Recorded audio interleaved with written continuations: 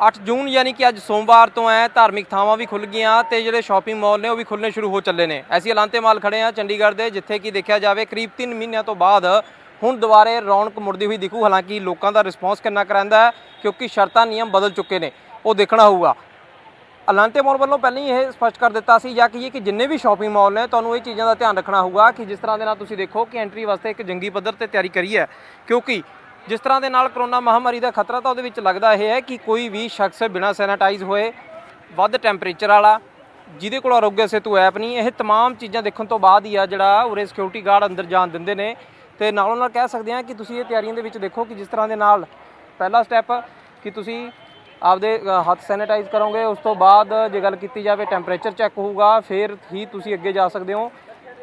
ਤਕਰੀਬਨ ਜਿਹੜੀ ਦੂਰੀ ਹੈ ਉਹਨੂੰ ਵੀ ਬਣਾ ਕੇ ਪੁਖਤਾ ਤੌਰ ਤੇ ਰੱਖਣ ਦੀ ਹੈ ਜਿਹੜੀ ਕਿ ਕੋਸ਼ਿਸ਼ ਕੀਤੀ ਗਈ ਹੈ ਤੇ ਸਟੈਪ ਬਾਏ ਸਟੈਪ ਲਿਖਿਆ ਗਿਆ, ਉੱਤੇ ਬਕਾਇਦਾ ਮੈਂਸ਼ਨ ਕੀਤਾ ਕਿ ਤੁਸੀਂ ਇੱਥੇ ਖੜੇ ਹੋ, ਯਾਨੀ ਕਿ ਤੁਹਾਨੂੰ ਪੂਰੇ ਸਿਸਟਮ ਦੇ ਨਾਲ ਖੜੇ ਹੋਣ ਤੋਂ ਲੈ ਕੇ ਅੰਦਰ ਜਾਣ ਤੱਕ ਦੀ ਤਿਆਰੀਆਂ ਫੋਲੋ ਕਰਨੀਆਂ ਹੋਣਗੀਆਂ। ਇੱਕ ਸੀਨੀਅਰ ਵੀ ਮੌਕੇ ਤੇ ਮੌਜੂਦ ਖੜਾ ਕਿ ਆਖਿਰਕਾਰ ਕਿਸੇ ਚੀਜ਼ ਦੀ ਢਿੱਲ ਨਾ ਹੋਵੇ।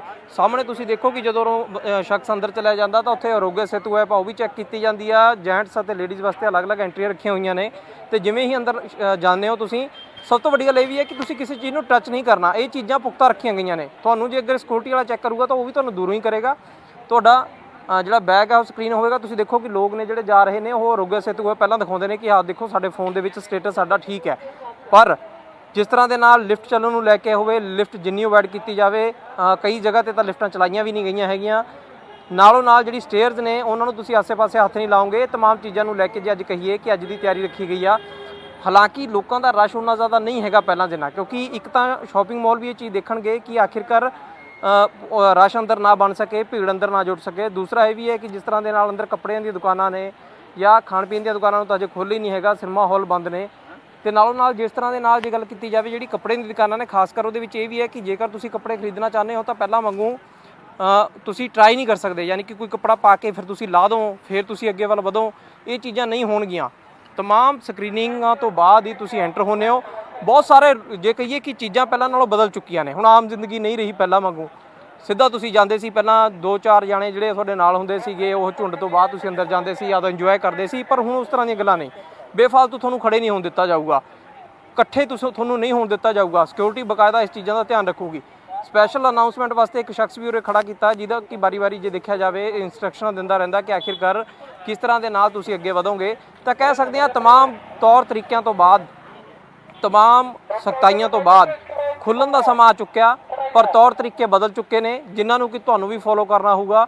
ਅਤੇ ਆਰੋਗਿਆ ਸੇਤੂ ਐਪ ਦੀ ਗੱਲ ਕੀਤੀ ਜਾਵੇ ਜਾਂ ਜਿਹੜੀਆਂ तमाम ਚੀਜ਼ਾਂ ਨੇ ਉਹਨਾਂ ਦਾ ਵੀ ਪੁਖਤਾ ਤੌਰ ਤੇ ਧਿਆਨ ਰੱਖਿਆ ਜਾ ਰਿਹਾ ਕਿ ਆਖਿਰਕਾਰ ਜੇ ਕੋਈ ਸ਼ਖਸ ਅੱਗੇ ਜਾਂਦਾ ਹੈਗਾ ਤਾਂ ਉਹ ਕੀ ਕੁਝ ਚੀਜ਼ਾਂ ਦੇਖੂਗਾ। ਕਹਿ ਸਕਦੇ ਹਾਂ ਕਿ ਹੁਣ ਜ਼ਿੰਦਗੀ ਦੁਬਾਰਾ ਪਟਰੀ ਤੇ ਆਉਂਦੀ ਨਜ਼ਰ ਤਾਂ ਪੈਂਦੀ ਆ, ਪਰ तमाम ਤਰ੍ਹਾਂ ਦੀ ਸਖਤਾਈਆਂ ਨਿਯਮਾਂ ਦੇ ਨਾਲ ਕਿ ਜੇਕਰ ਤੁਸੀਂ ਸੁਰੱਖਿਅਤ ਆਪਣੇ ਕੰਮਕਾਰ ਤੇ ਜਾਣਾ, ਸੁਰੱਖਿਅਤ ਤੁਸੀਂ ਰਹਿਣਾ, ਦੂਜਿਆਂ ਨੂੰ ਵੀ ਰੱਖਣਾ ਹੈ, ਤਾਂ ਇਹਦੇ ਵਾਸਤੇ ਤੁਹਾਨੂੰ ਇਹ ਸਾਰੀਆਂ ਚੀਜ਼ਾਂ ਫੋਲੋ ਕਰਨੀਆਂ ਹੋਣਗੀਆਂ। ਤਾਂ ਕਿਹਾ ਜਾ ਸਕਦਾ ਕਿ ਪਹਿਲਾਂ ਜਿੰਨਾ ਰਸ਼, ਪਹਿਲਾਂ ਵਰਗਾ ਮਾਹੌਲ ਨਹੀਂ ਹੁਣ ਦੇਖਣ ਨੂੰ ਮਿਲੂਗਾ। ਤੁਸੀਂ ਜ਼ਰੂਰੀ ਕੰਮ ਹੀ ਆਓਗੇ ਤੇ ਜ਼ਰੂਰੀ ਕੰਮ ਤੋਂ ਬਾਅਦ ਤੁਸੀਂ ਆਪਣੇ ਘਰ ਵਾਪਸ ਹੋਵੋਗੇ ਜਾਂ ਤੁਸੀਂ ਅਗਲੇ ਕੰਮ ਤੇ ਨਿਕਲ ਜਾਓਗੇ। ਇਹੀ ਚੀਜ਼ਾਂ ਨੂੰ ਲੈ ਕੇ ਸ਼ਾਪਿੰਗ ਮਾਲ, ਧਾਰਮਿਕ ਥਾਵਾਂ ਖੋਲ੍ਹ ਦਿੱਤੀਆਂ ਗਈਆਂ ਨੇ। ਵੀਡੀਓ ਜਰਨਲਿਸਟ ਕਮਲ ਦੇ ਨਾਲ ਸੁਮਿਤ ਜੋਸ਼ੀ, ਡੇਲੀ ਪੋਸਟ ਪੰਜਾਬੀ, ਚੰਡੀਗੜ੍ਹ। ਸਤਿ ਸ਼੍ਰੀ ਅਕਾਲ। ਜੇ ਤੁਸੀਂ ਕੈਨੇਡਾ ਸਟੂਡੈਂਟ ਵੀਜ਼ੇ ਤੇ ਜਾਣਾ ਚਾਹੁੰਦੇ ਹੋ ਪਰ ਆਇਲਸ ਵਿੱਚ ਓਵਰਆਲ ਤਾਂ 6 ਆ ਗਏ, ਇੱਕ ਵਿੱਚ 5.5 ਬੈਂਡ ਕਰਕੇ ਡਰਦੇ ਹੋ, ਜਾਂ ਕੈਨੇਡਾ ਦਾ ਸਟੂਡੈਂਟ ਵੀਜ਼ਾ ਰਿਫਿਊਜ਼ ਕਰਵਾ ਬੈਠੇ ਹੋ, ਜਾਂ ਸਟੱਡੀ ਗੈਪ ਜ਼ਿਆਦਾ ਹੋਣ ਕਰਕੇ ਸੋਚਦੇ ਹੋ ਕਿ ਕਿਤੇ ਰਿਫਿਊਜ਼ਲ ਨਾ ਆ ਜਾਵੇ, ਤੇ ਅੱਜ ਹੀ ਪਿਰਾਮਿਡ ਈ ਸਰਵਿਸਿਜ਼ ਨੂੰ ਮਿਲੋ ਔਰ ਕੈਨੇਡਾ ਜਾਣ ਦੇ ਆਪਣੇ ਸੁਪਨੇ ਨੂੰ ਸਾਕਾਰ ਕਰੋ।